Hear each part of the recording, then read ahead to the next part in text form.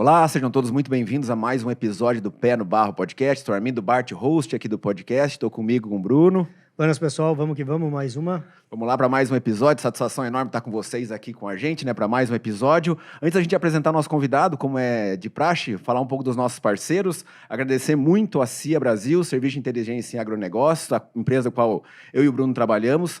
A CIA é uma empresa focada em consultoria em propriedades rurais e também em consultoria para a gestão empresarial. Então, se você quiser saber um pouco mais como melhorar sua produtividade, essas questões também ligadas à sustentabilidade, entre em contato com a CIA através do Instagram, CIA_agronegócios ou ciabrasil.com.br. Também está com a gente a Puro Trato. Puro Trato, que é uma empresa de nutrição animal que está há mais de 25 anos no mercado, muito conhecida pela qualidade. Então, se você quiser melhorar toda essa questão da nutrição, agora a gente está num período de transição, né, entre estações do ano, principalmente para quem está no sul do Brasil. Então entre em contato com a Puro Trato, @purotrato nutrição animal, sem o acento e sem o cedilha, e também purotrato.com.br.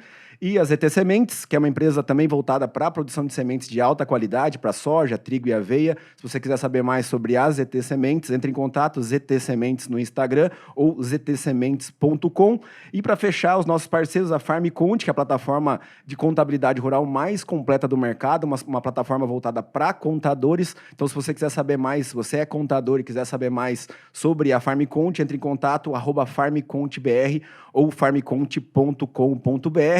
E também não esqueça, né, de nos seguir nas redes sociais, marcar, né, sempre o Pé no Barro Podcast, que você compartilhar algum vídeo, enviar esse episódio, caso você goste, para algum amigo. Para nós é sempre super importante. Se inscreva e também curte aí esse vídeo onde você estiver, seja pelo YouTube ou também pelo Spotify. Beleza? Vamos lá, Bruno? Vamos hoje com bastante pé no barro, né? Quem fala de arroz irrigado não tem como não botar o pé no barro. E hoje a gente está com a presença aqui do presidente da Federarroz, né, da Associação dos Arrozeiros, Alexandre Velho. Bem-vindo, obrigado por estar conosco aí, dividir um pouco de toda essa cultura, toda essa história. Obrigado, Bruno, um prazer estar aqui com vocês. Obrigado, Armindo.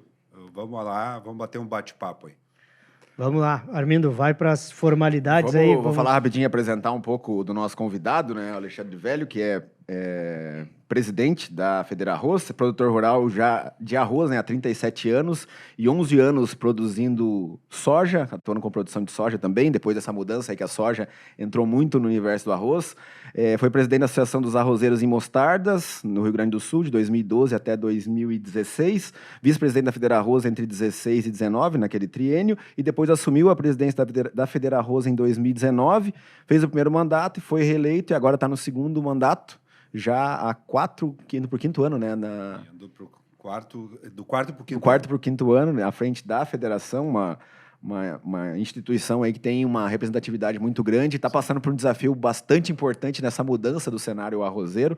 Então, satisfação enorme. E para fechar um pouquinho, também é membro de diversos conselhos, né, como o do IRGA, do Senar, Cooperativa em Palmares, também da Embrapa Arroz e Feijão, e membro da Comissão de Extensão e Pesquisa e Política Institucional do IRGA também. Não dá para dizer que o cara teve sorte que pegou só a fase de preço bom, né? Porque pegou a parte do ruim lá atrás.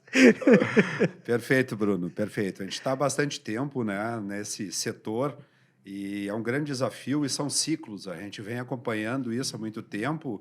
Na verdade, eu não comentei com vocês, mas acho que é interessante comentar. Eu venho de uma família que planta arroz há praticamente 80 anos. Então, começou isso com meu avô, em 1940, por aí. O avô começou a plantar arroz, o pai continuou, e depois entrou eu e entrou um irmão mais novo que hoje trabalha conosco lá fora. Então, realmente, é uma questão assim que a gente gosta muito do que faz e está muitos anos nisso. Eu acho que todo o agro, de maneira geral, ele é essa coisa familiar e vai passando.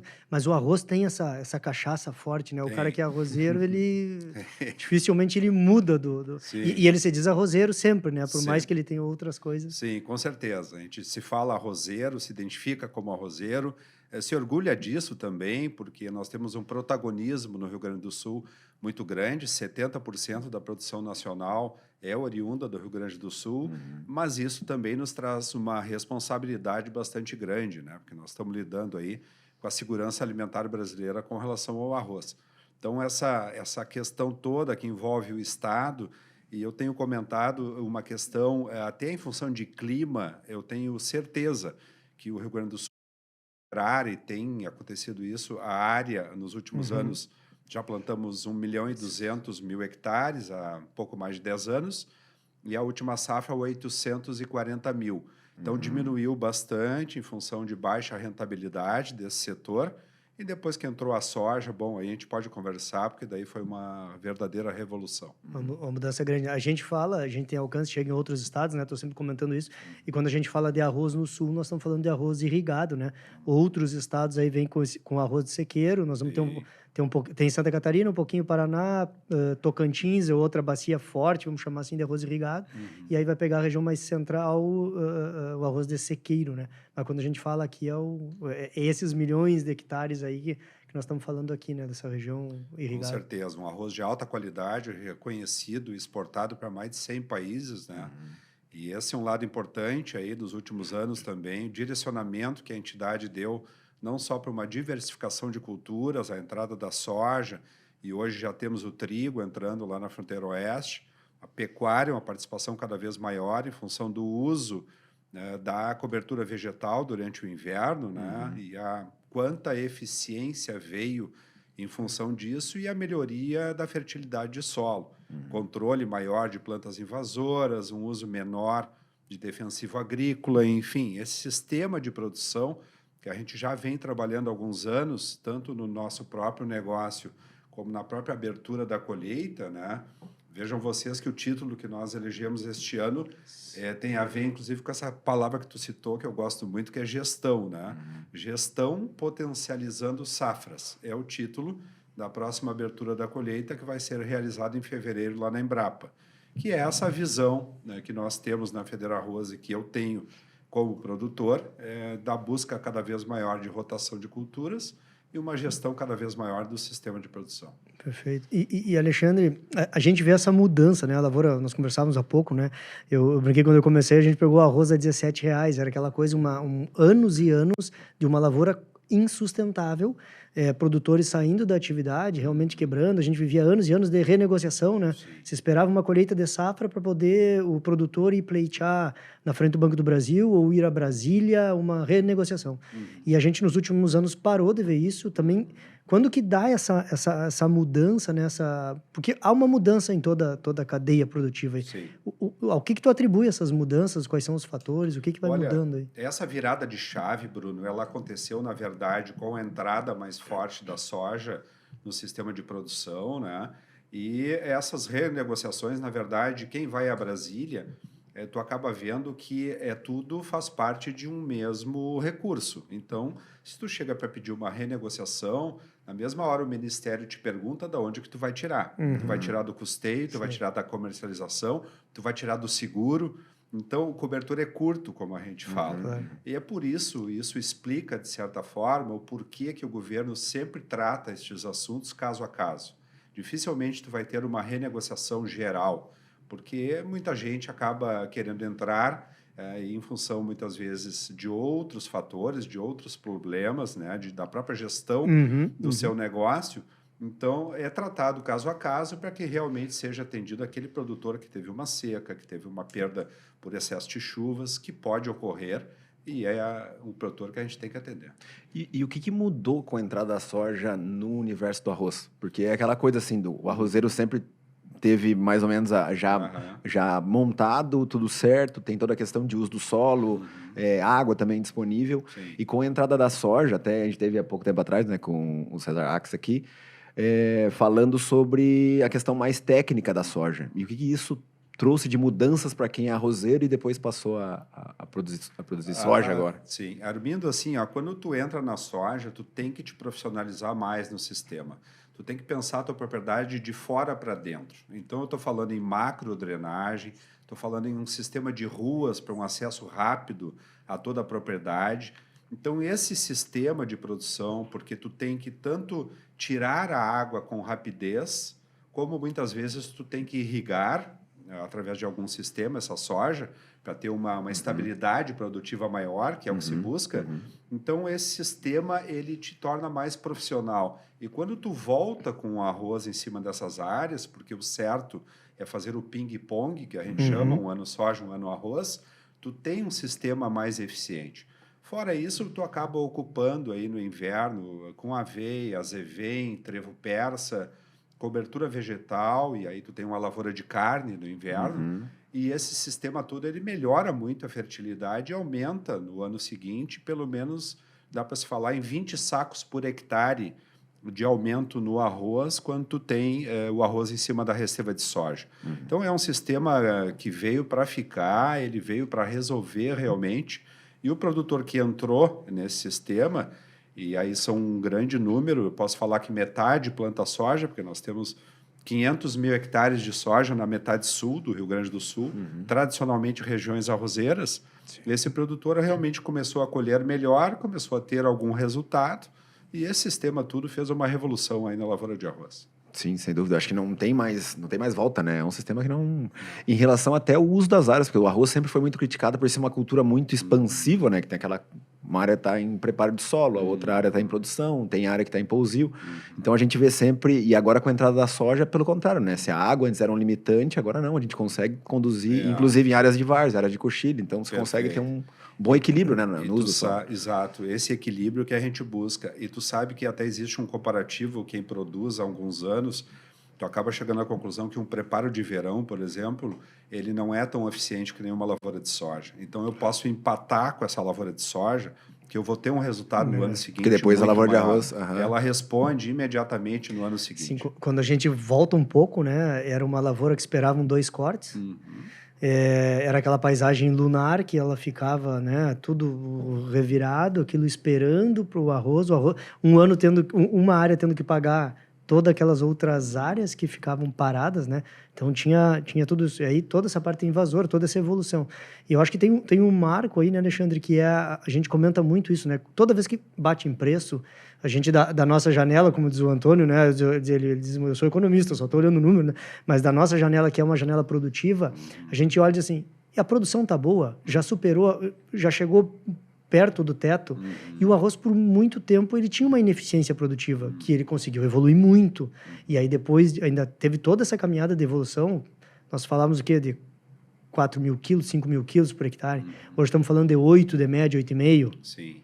Então dobrou isso no horizonte de 10, 15 anos, se dobrou isso. Então também bota num outro patamar a cultura, né? Com certeza, e tu sabe que isso também, Bruno, acabou assim, a revolução, por exemplo, na área que eu planto no litoral, são solos mais arenosos, não tem a argila que tem na fronteira oeste, e nós estamos, a produtividade nos últimos 2 anos foi próxima de 200 sacos por hectare, 10 mil quilos, né, de arroz. Mas por quê? Porque a gente vem trabalhando há muitos anos com essa melhoria de todo o sistema e o solo responde, né? Então, realmente...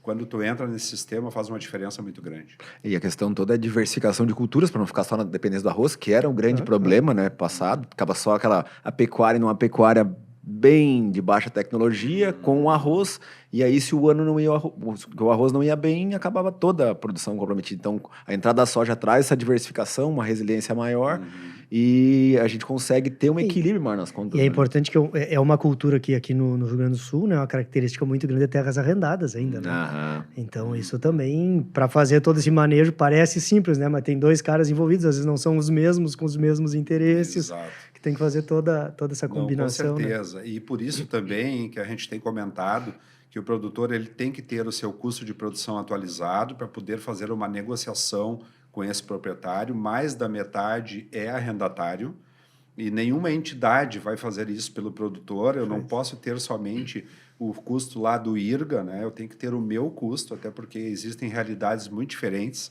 nas 6 regiões arrozeiras, completamente diferente uma da outra, né? Então, isso exige essa gestão eficiente. E quando eu falo em gestão, eu não falo somente em gestão agronômica, essa é óbvia.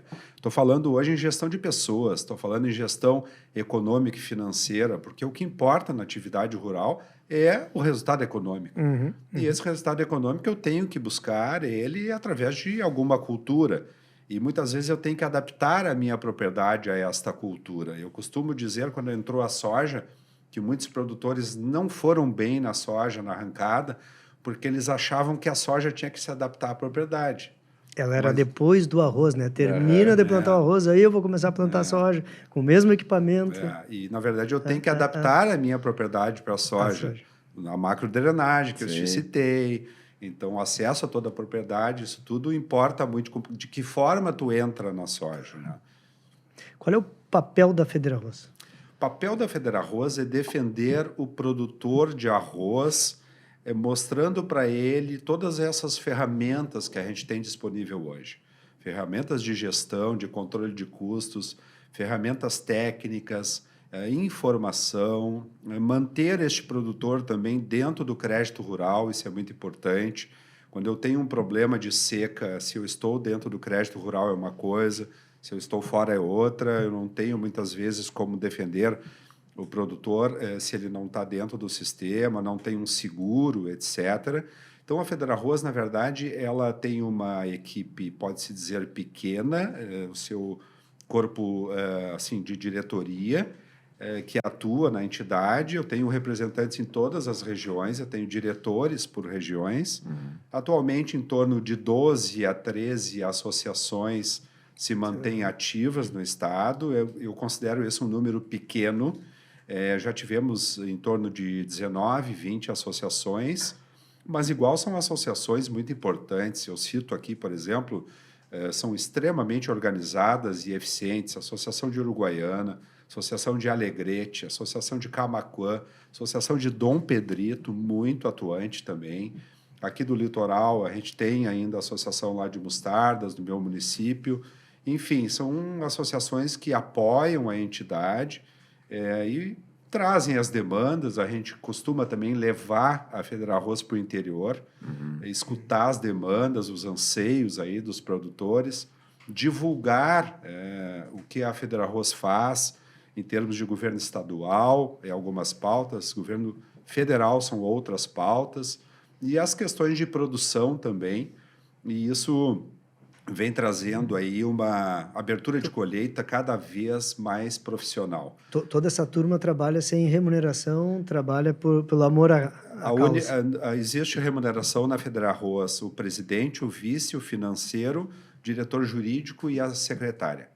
Somente. Os diretores que trabalham, que são 6, um representante de cada região, não tem qualquer remuneração. Então, na verdade, é um quadro pequeno, uma sede aqui em Porto Alegre simples, uma sala com 2 salas, na verdade, bem localizada, na Riachuelo ali, na frente da Assembleia, na frente do Palácio Piratini, e a FederArroz ela tem que estar aqui, porque aqui estão as decisões, estão as outras entidades, e está o aeroporto para a gente ir a Brasília. E como que é essa ir a Brasília, eu ia te perguntar, né? Essa representatividade, no que a FederArroz atua como política nacional, Certo. Ajuda, né? A gente fala muito em preço mínimo, né? Que Sim, sempre vem. sim. Como que é essa representação, como que é essa formação? Interessante a tua pergunta, me faz lembrar, Bruno, e as pessoas ficam impressionadas assim quando eu cito isso. A FederArroz é a única entidade do Rio Grande do Sul que faz parte da Câmara de Crédito, Seguro e Comercialização lá em Brasília. É a única entidade do Rio Grande do Sul. Fora esta Câmara, nós fazemos parte, obviamente, da Câmara Setorial Nacional do Arroz, Câmara de Insumos, Câmara de Inovação. Então, são câmaras importantes, onde tem decisões em torno de fertilizantes, em torno de crédito, seguro. É um assunto que eu trabalho muito. Quando eu entrei na FederArroz, lá atrás, como vice-presidente, o Henrique Dornelles, que era o atual presidente, me pediu que me dedicasse a este tema, porque ele enxergava que nós tínhamos que aumentar o número de produtores dentro do seguro agrícola, até para baratear um pouco esse prêmio. Porque, Claro. Então, são diversos temas. Aí, a área ambiental, a gente trabalha forte. Na verdade, pela equipe que tem, a perna é meia curta. Faz bastante. Faz bastante.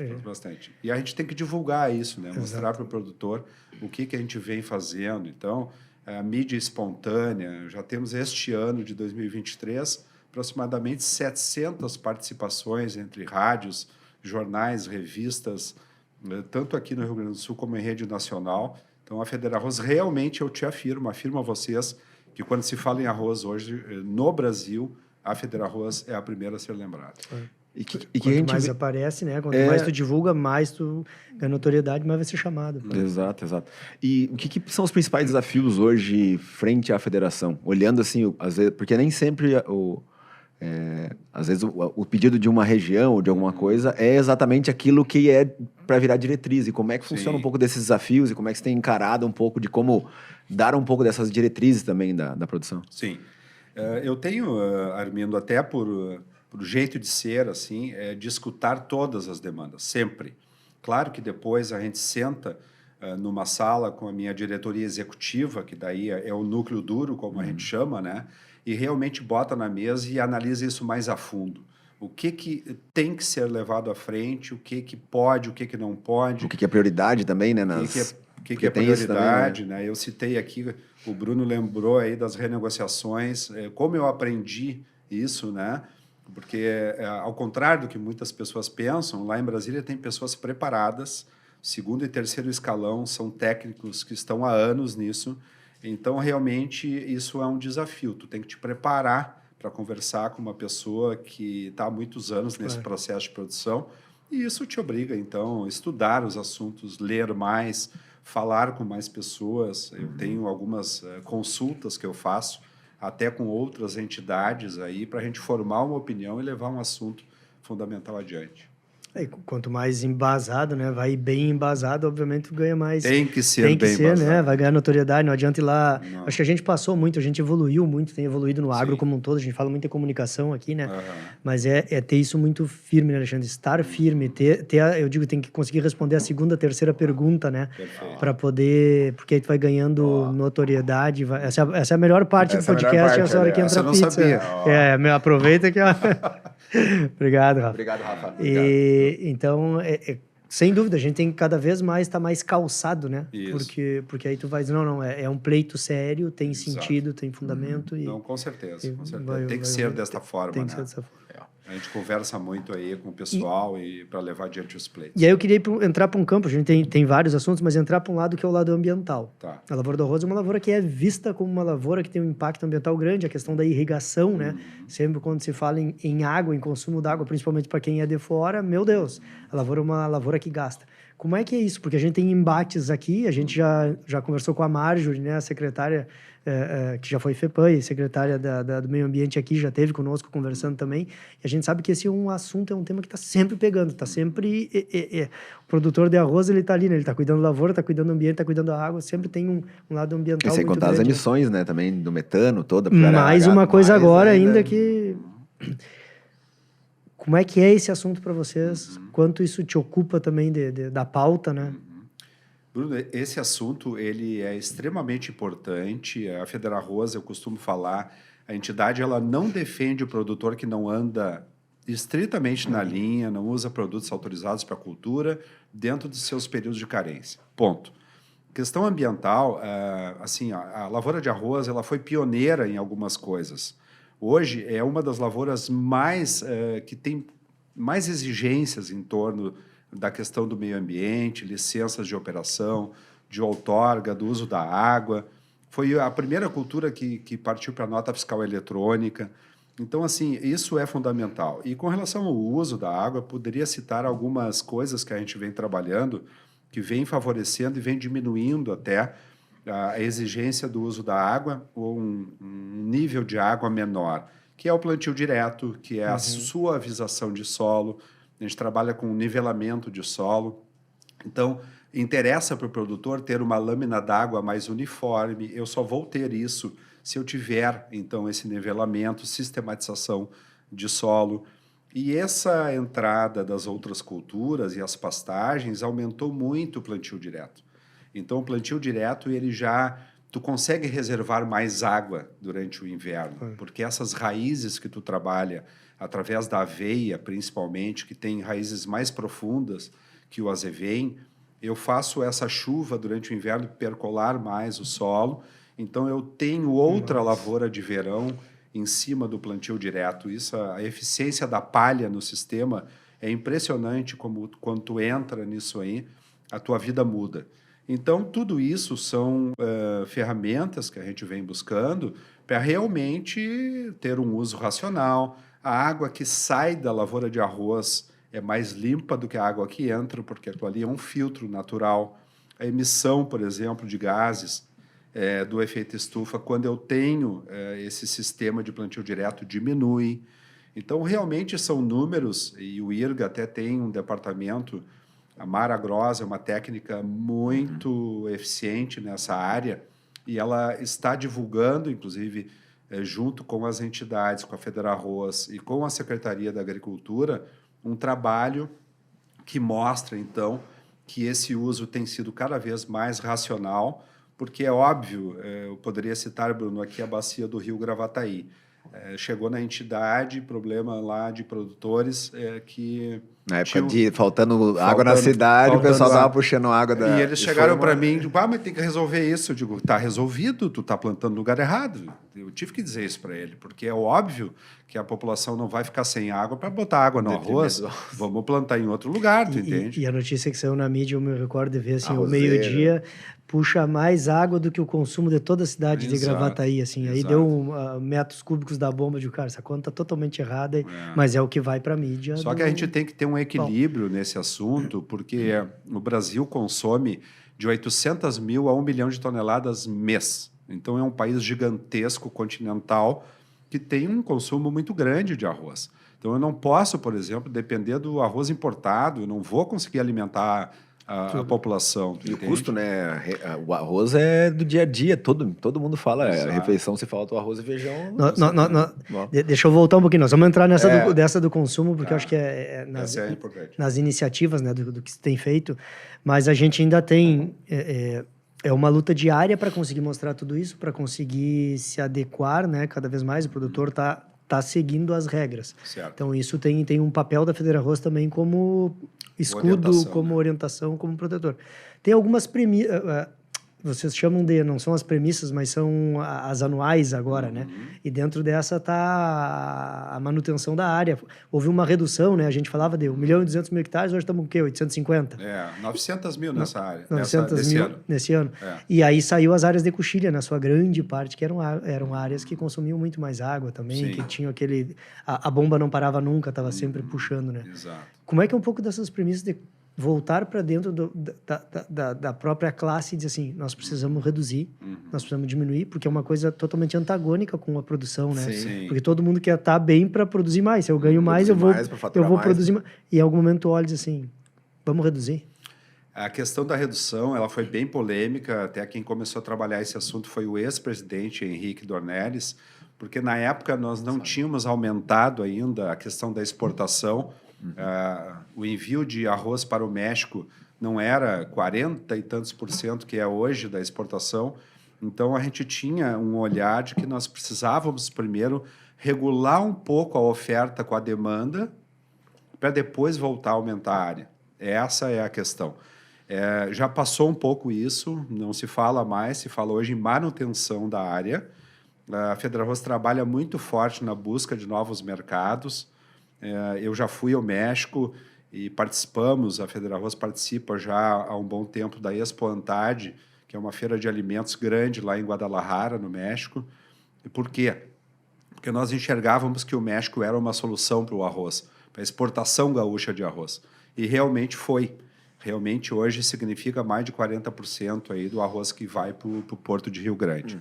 Então, dentro dessas linhas, nós falamos em manutenção de área, continuidade da exportação. Nós não podemos ter um viés na exportação, Bruno, somente do negócio momentâneo, daquele oportunismo de momento de mercado. Eu tenho que ter consciência. Uma região do mundo parou de produzir, está com déficit, aí o arroz gaúcho supre aquela demanda e depois aquilo volta. Porque quando eu começo a exportar, começo a abastecer o mercado, eu tenho que continuar, eu não posso parar, senão eu vou perder esse mercado, outro vai ocupar. E a outra questão aí que nós colocamos as linhas mestres, digamos assim, para que o produtor se mantenha na atividade, é essa gestão que nós já comentávamos aqui. Alexandre, vamos dar um pouco de número nisso aí. Tenho certeza que tem eles na cabeça, até porque tem muita gente que nos ouve que não tem a dimensão. Quando a gente fala de produção, consumo per capita no Brasil, quanto nós estamos exportando, o que vem daqui. Uma vez a gente mandava para a África, hoje já é para o México, já estamos em outros mercados. O Brasil nesse cenário. Certo. Produção, o ano passado nós tivemos uma produção nacional em torno de 7 milhões aí de toneladas. O Brasil sempre importa em torno de 1 milhão por aí.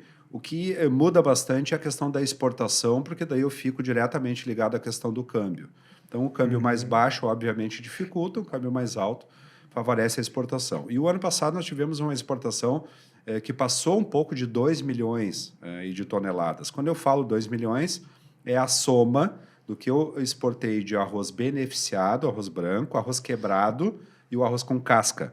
A Federarroz defende o setor produtivo. Então, a exportação que nós trabalhamos é a exportação do arroz com casca, porque é a que traz um reflexo aí direto no bolso do produtor. Preço. Então, a soma foi essa, o ano passado.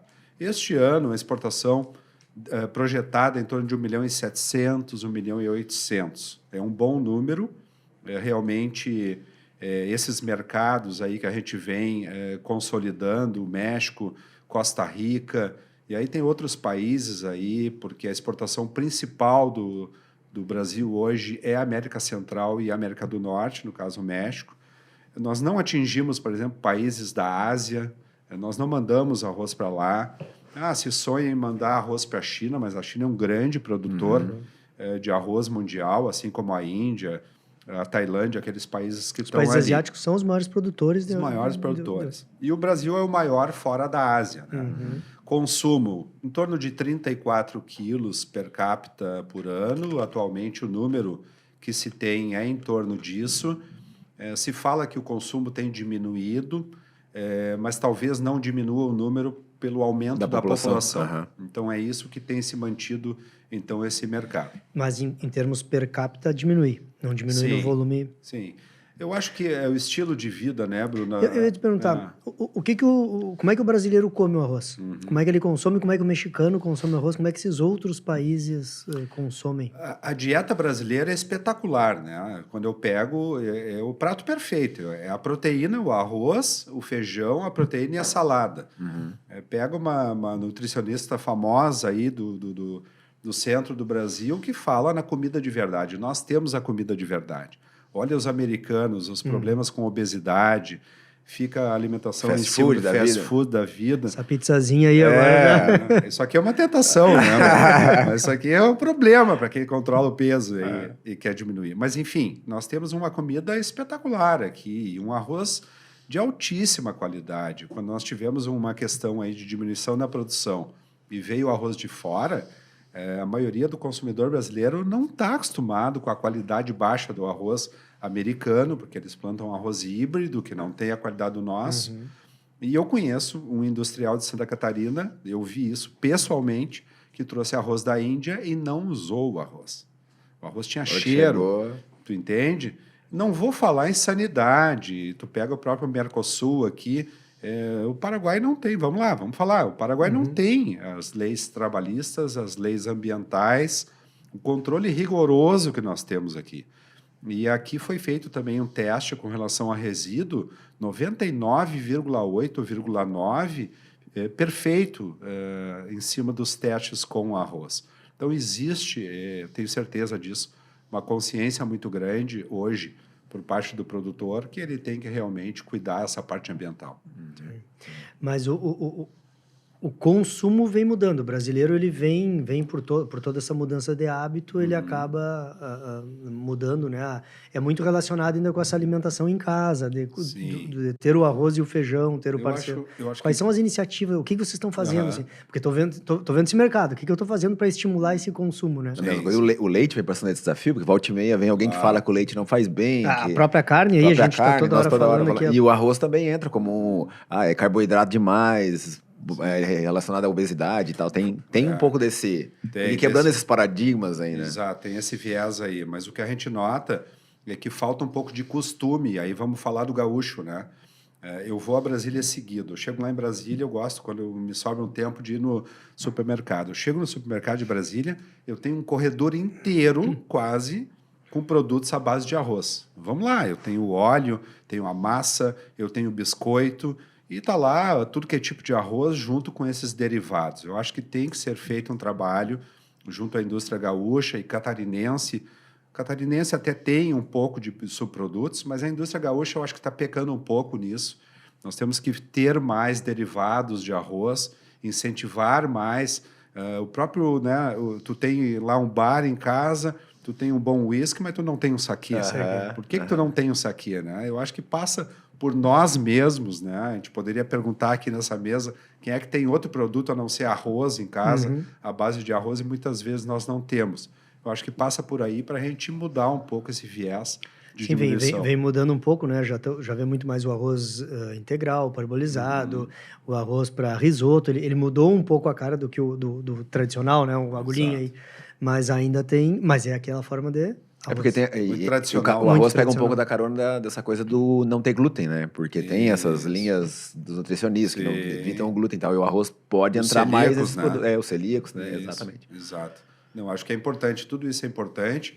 São mercados que a gente tem que explorar, porque realmente tem que mudar um pouco, tem que olhar um pouco fora da caixa. E aí tem um trabalho muito das instituições, né? Capitaneando isso para poder dar força ao produtor. E como é que é essa relação com a indústria?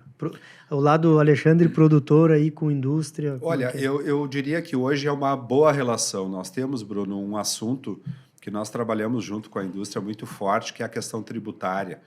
A indústria gaúcha, ela perdeu muito competitividade em função da concorrência desleal, eu diria, que ela tem com relação aos grandes centros como São Paulo um pouco, mas mais Rio de Janeiro, Espírito Santo, Minas Gerais. Minas Gerais é impressionante, importava 10 anos atrás 4 mil toneladas de arroz, hoje importa 400 mil. E por que isso? Porque eu tenho um incentivo fiscal de um estado que não planta arroz e ele zero a alíquota de importação do arroz que vem do Paraguai. Então, como que a indústria gaúcha, que já foi 300, hoje 140 nós temos aqui no Rio Grande do Sul, como é que ela vai competir com essa indústria do grande centro do país? Então, esta pauta tributária, e aí eu estou falando de uma questão estadual, porque é o Rio Grande do Sul que tem que olhar, a Secretaria da Fazenda Estadual tem que fazer esse estudo, e nós apresentamos já os números para eles, né? Que essa diminuição da venda da indústria daqui está gerando menos imposto e deixando menos recurso dentro do Estado. Porque é sempre aquele jogo, né? Ah, vai diminuir a tributação, mas aí o Estado arrecada menos. Sim, mas se a tributação é alta, perde competitividade, as empresas quebram, fecham. Aí o que é melhor entre uma coisa e outra, né? Tem Exato. esse desafio grande. Perfeito. E que a gente... E aí tu pega um cenário onde o governo gasta. Exato. Tu não vai ter diminuição O de desafio é esse, receita. porque é uma visão um pouco mais de médio prazo. Esse é o desafio, porque e o que se quer é dinheiro para gastar agora e não esperar o médio prazo, né? E eu ia falar um pouco porque... Como diz um amigo meu, uma vez deu uma situação, diz assim, cara, vocês estão fazendo a seguinte relação, tu tá chegando pro teu filho e dizendo assim, tu quer um videogame agora ou tu quer que o pai guarde o teu dinheiro pra te botar na faculdade daqui a 10 anos? Pô, mas dá um videogame agora. Claro. Mas porque eu queria que falasse um pouquinho do preço do arroz, porque o preço do arroz é sempre nesses altos e baixos. Nós passamos há pouco uma situação muito desafiadora, que o preço subiu, mas os custos subiram muito mais, e agora depois o preço tá relativamente bom, né? Mas sempre tem essa oscilação de preços e todo mundo olha custo de produção e preço do arroz. Perfeito. E aí, como é que a instituição, ou também como a tua visão de produtor, pode falar um pouco disso e como os produtores se blindarem a essa oscilação? Porque isso vai acontecer. Claro. A primeira coisa que o produtor ele não controla o preço de venda do seu produto. O preço de venda ele vem da oferta e demanda, a produção nacional, o que exportou, como é que está a paridade com relação ao Mercosul, mercado internacional, enfim, muita coisa influencia no preço do arroz. Ao contrário da soja, que tem o mercado futuro, né? Eu posso negociar hoje a minha soja para o próximo ano, e esse foi um dos motivos assim que levou muitos produtores para a soja, porque tinham como fazer um planejamento melhor, uma estabilidade em função de preço. Então, isso é o que nos faz trabalhar muito forte a exportação, porque se eu tenho um regramento melhor na oferta, e aí vai um detalhe que eu não sei se vocês já pensaram, mas eu queria que vocês pensassem.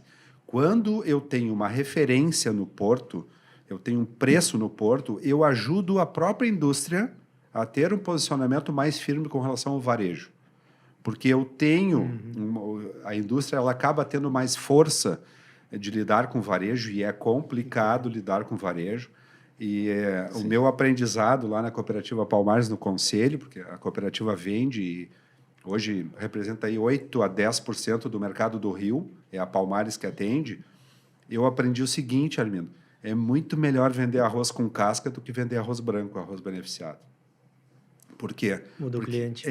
Ele complicado tu lidar com o varejo. Tem que ter toda qualidade, tem que ter tem todo um outro padrão que acaba Questão de preço também, promoções, muitas indústrias acabam fazendo um preço que não fecha a conta, porque na verdade o arroz é usado pelo supermercado, às vezes como chamariz para outros produtos que ele tem uma margem muito maior. Então são questões que tu acaba aprendendo assim de mercado. Então essa questão de preço realmente é que nos faz trabalhar de outra forma. Bom, eu vou plantar metade da área, se possível, com soja, não vou depender tanto do arroz. Eu vou ter uma soja para vender na colheita, seguro o arroz para o segundo semestre, que geralmente tem preços mais remuneradores, né? O produtor hoje ele tem que usar desta gestão econômica para ter resultado com a cultura. E alta produtividade para custear um custo aí de produção que aumentou nos 2 últimos anos 60%. Então, realmente é complicado porque a régua é muito alta e o produtor que não produz 180, 190, pelo menos, ele pode ficar fora aí da área de arroz. E o arroz traz uma estabilidade de produção. Nós estamos num ano de El Niño, que vai chover e tal, mas né, é ano comparado à soja, né, em relação à quebra de safra, é muito menor, né, o muito impacto. menor. Ele é um ano de baixa produtividade, questão de luminosidade, atraso do plantio, né? Nós estávamos comentando já, tem tudo isso que vem da lavoura. Mas, no geral, estabilidade produtiva. Estabilidade produtiva. Com certeza. Nesta região aqui, onde nós estamos vindo aí de 2, 3 anos de seca, o arroz consegue conferir isso. Isso explica, Bruno, por que a área de soja que vinha aumentando em áreas de arroz 15% a 20% ao ano, esse ano vai dar uma freada, porque aquele produtor que estava com a soja na várzea, vou arriscar muito em anos de El Niño, né? Então, isso explica uma estabilidade na área de soja, na área de arroz, e o aumento da área de arroz, que até pode ficar um pouco mais de 900 mil hectares. Eu estou apostando um número um pouquinho maior. A gente estava falando, né? A gente falou um pouco de varejo também, né? Dos tamanhos da indústria, concentração. Como é que está esse movimento em relação ao tamanho do produtor? Está vendo também essa concentração? Tem produtor, estão se juntando, estão saindo da atividade? Como que é um pouco disso? Tem acontecido de produtores que estão buscando aí um compartilhamento de máquinas, né? Isso está ligado a uma gestão mais eficiente e muitas vezes eu tenho que pagar máquinas caras, principalmente em função da soja. Eu preciso de equipamentos, tratores maiores, plantadeiras maiores. Então, esse investimento está muito alto. Então, isso está fazendo alguns produtores buscarem algumas parcerias. Isso está existindo, está havendo uma concentração um pouco maior no número menor de produtores com áreas maiores, com certeza. Sim. E aí entra um fator mão de obra também, que a lavoura demanda, né? Essa lavoura roseira, porque tem a parte da pá, né? A gente falou do barro lá, tem 4 vezes mais a lavoura de arroz, ela precisa, em média, Bruno, um colaborador para cada 50 hectares, enquanto a área de soja, em média, um para cada 200 hectares. Então, realmente, a lavoura de arroz, e esse é um aspecto importante que tu abordas, e o Rio Grande do Sul, dos 497 municípios, eu tenho praticamente 200 municípios ainda no Rio Grande do Sul que dependem muito na sua economia do arroz. E aí, quando eu falo em arroz, eu estou falando em toda a sociedade. Então, é o supermercado, é o posto de gasolina, tudo gira em torno do arroz nesses municípios. Então, o aspecto social e econômico é muito grande. E é uma mão de obra que necessita, né, ela é técnica, né? Porque ser um aguador, né, a gente fala sempre o cara que não é simples, tem que entender, e cada vez mais difícil ter isso aí, né? E essa tecnologia hoje existente, máquinas maiores, o uso aí dos recursos que hoje estão disponíveis em termos de tecnologia, está exigindo, e essa é uma coisa bacana que eu considero, está puxando de volta um pouco da juventude que estava saindo do campo. Porque nós precisamos dessa juventude que tem uma facilidade maior do que nós, né? Muitas vezes, do uso dessas máquinas, enfim, toda a tecnologia que nós precisamos explorar. Sim. Uma máquina cada vez um valor absurdo. Absurdo. Tu tem que ter alguém... Tu tem que tirar dela tudo que ela... Que pode. Então, é o GPS, aquela questão... Plantio hoje por satélite, se usa RTK, né, para drenagem e para fazer, então, as curvas de nível para levar a água, tudo por satélite, mapas de colheita, onde eu vou trabalhar com fertilidade, um uso mais racional E aí eu acho que é fundamental esse tema, assim, que a tecnologia tem auxiliado. A lavoura, ela tem dentro de uma mesma propriedade áreas totalmente diferentes. E tu não precisa fazer a mesma adubação parelha, porque tu vai estar colocando adubo fora em lugares que tu não precisa. O próprio calcário para correção de solo. Enfim, toda essa tecnologia é fundamental. E eu queria falar um pouco sobre essa questão do uso das áreas e principalmente essa relação arrendatário-proprietário, porque o arroz é uma matriz um pouco diferente, né? A gente vê em maioria das regiões do... Coisinha fácil. Coisinha fácil de... A gente, quando vê na Seara, nas consultorias, é sempre um desafio para nós também, frente à consultoria, porque a gente trabalha muito essa questão da integração lavoura-pecuária, compartilhamento de áreas, e sempre aquela relação assim, a lavoura tem que ser prioridade, tem o desafio com o gado é do proprietário das terras, a lavoura é do arrendatário, e tem sempre aquela relação que é sempre um desafio que parece que um está querendo tirar um pouco do outro. Tem essa cultura, assim, parece que um está querendo sempre explorar o outro e não uma cultura de compartilhamento, ou dessa questão de todo mundo poder crescer junto. Como é que você enxerga isso? E se tem esse desafio dentro da federação também, como é que é essa questão? Tem esse desafio, e eu acho que isso passa por uma palavra que a gente tem que modificar. Não existe, mas a gente tem que procurar não usar até essa palavra, o arrendatário. É o parceiro do negócio. Eu tenho que sentar nessa mesa e olhar o negócio como um todo. Então, se eu tenho que tirar o gado para dessecar 30 dias antes, aquele azevém, não posso prejudicar a lavoura. E muitas vezes o certo, né, quando não há um acordo nessas questões, o produtor tentar assumir a área fechada, inverno e verão, e fazer ele uma pecuária, né? Só que, claro, isso passa pelo entendimento do proprietário, enfim, muitas vezes... E nós temos exemplos disso, né? Proprietários que têm a pecuária, que arrendam para soja ou para arroz e têm uma convivência tranquila, pacífica e sentam numa mesa e a decisão que prevalece é a decisão técnica. Eu acho que esse é o direcionamento que nós temos que dar. Não é olhar a questão prejudicar ou não, é a decisão técnica e em cima dela tomar aí uma atitude. E o que a gente vê muito assim, agora e esse movimento é dos dois lados, né? Quando o preço está alto, todo mundo, ninguém não tem problema. Ou, por exemplo, o que a gente viu muito, né? O preço estava alto da soja. Não, deixamos nos 10, 12 sacos, está tranquilo, não vamos mexer no arrendamento, porque tem outras regiões que estão pagando 20, 25, então 10, 12 tá bom. Aí agora teve uma frustração de safra. Não, parceria, vamos dividir agora. Então, acho que também tem que ter esse entendimento. Acho que a parceria ela é importante, passa também para quem é o proprietário, por um cara técnico que conduza bem as áreas, porque também, já que ele vai fazer a divisão desses custos e também compartilhar a rentabilidade, então tem que ter alguém técnico que conduza as lavouras, mas também passa... Aí sim eu acho que entra nessa coisa de dividir também o risco junto, né? Por parceria, porque quando vai bem, todo mundo ganha, e quando vai mal... E entra muito no perfil do Rio Grande do Sul, a gente já falou muito disso aqui, né? Esse perfil em outros estados, tu não vê esse perfil. Tu vê um perfil de business, de negócio, de ir para frente, de todo mundo ganhar junto. Aqui em algumas regiões, eu falo isso, sou da fronteira, a gente sabe, é meio predatório o negócio. O negócio bom é quando eu esfolo o outro. Então, isso só leva a um caminho. A gente sabe qual é o caminho. E aquela visão, né, Bruno, de médio e longo prazo. Eu tenho que manter em cima da minha propriedade um produtor eficiente, um produtor que vai se manter na atividade para que eu continue tendo essa renda. Sem dúvida. Então, arrendamentos caros que tu comentaste, e aí mais para o norte do estado, eu acompanho alguns arrendamentos que eu não entendo. Sim. E eu digo sempre para o pessoal, não paguem arrendamento caro. Como é que eu faço isso? Olha, não é a Federarroz que vai fazer isso por ti, mas se tu tiver um custo de produção bem feito e tu mostrar esses números, eu acho que passa por isso também, abrir mais esses números, né, para que o proprietário enxergue que não está tendo um resultado, o negócio para se pagar 10, 12, 15 sacos de arrendamento, numa cultura que custa 40 de custo, soja, estou falando em média. A média da produtividade nossa é 50, então se coloca os 10 sacos, mais seguro, mais...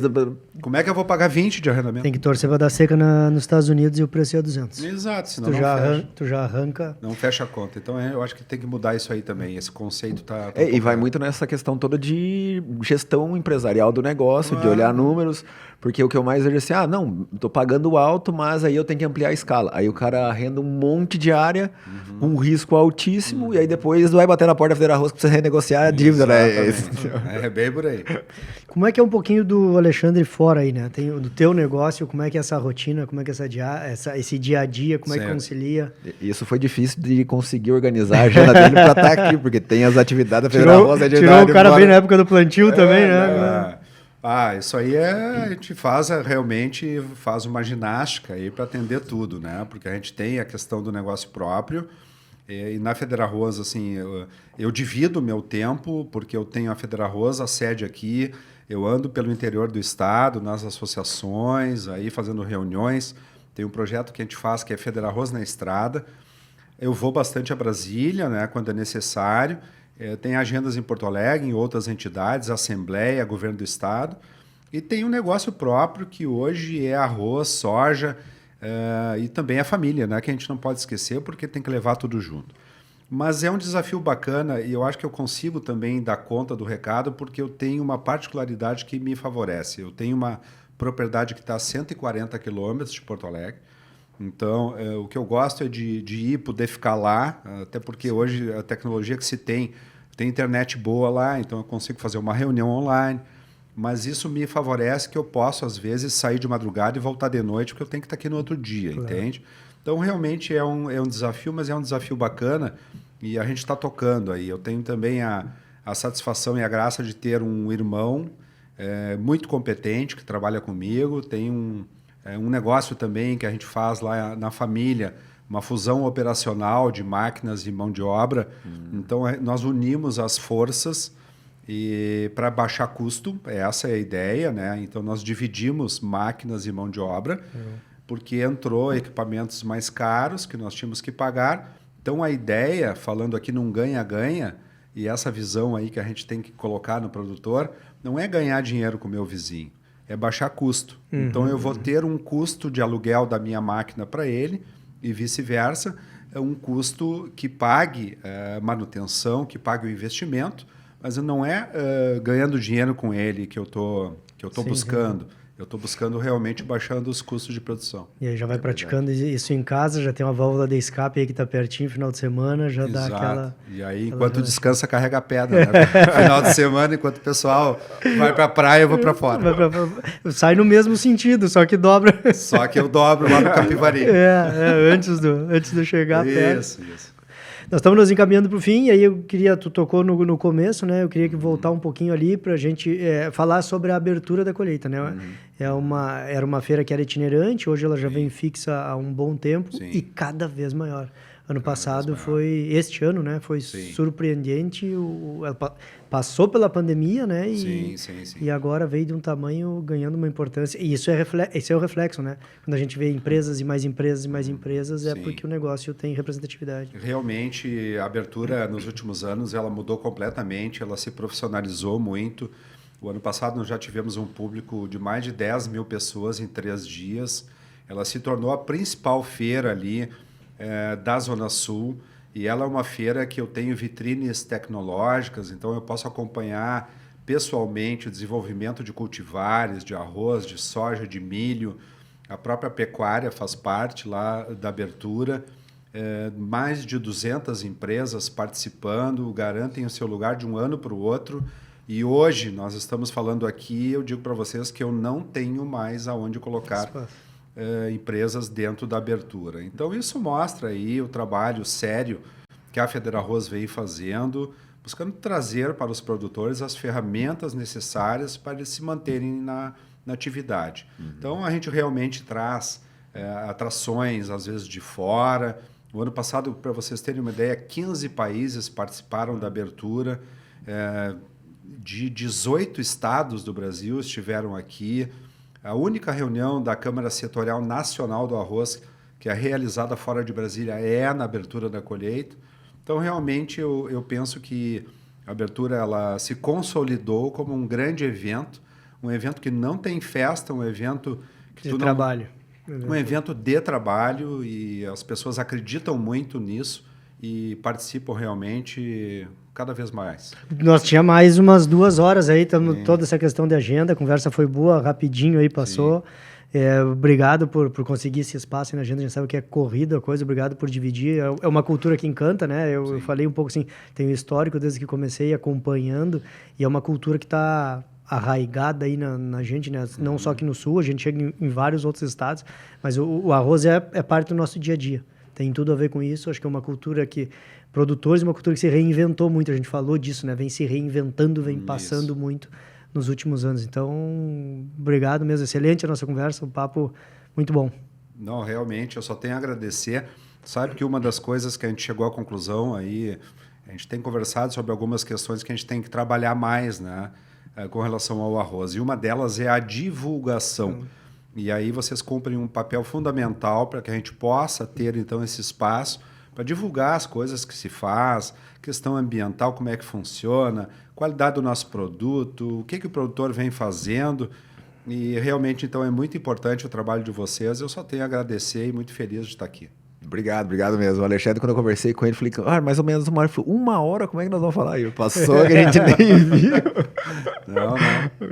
Assunto não falta. Não falta. Ainda faltam uns quantos aí para nós. Não, eu vou dizer, o que facilita também o papo é que vocês são conhecedores do assunto, então realmente isso vira um bate-papo aqui muito à vontade. Me senti muito bem aqui, só tenho a agradecer. Show. Tem espaço para nós, para outras vezes a gente vir para cá. Beleza, obrigado mesmo, Alexandre. Obrigado, e agradecer a todos vocês que ficaram com a gente até agora. Nosso muito obrigado. Não esqueça aí de curtir, também compartilhar os conteúdos, se inscrever, tudo aquilo que eu falo sempre em todos os episódios, mas para nós é muito importante para que esse conteúdo chegue em mais e mais pessoas. Agradecer aos nossos parceiros, a CIA Brasil, a ZT Sementes, a Puro Trato Nutrição Animal e a Farm Conte. Obrigado mesmo. Se você quiser colar sua marca com a gente, entre em contato. Vai ser uma satisfação grande ter novos parceiros aqui junto com o Pé no Barro Podcast. Beleza? Agradeço de novo, muito obrigado e até o próximo episódio. Valeu!